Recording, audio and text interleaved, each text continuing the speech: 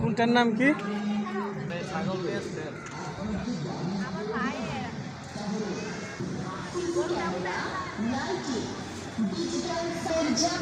আর রয়েছে নতুন বউকে ঠান্ডা করার জন্য শীতাতপ নিয়ন্ত্রিত সুব্যবস্থা।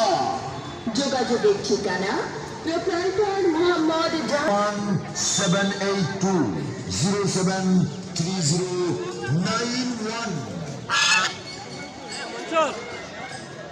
কইবো শুনছো?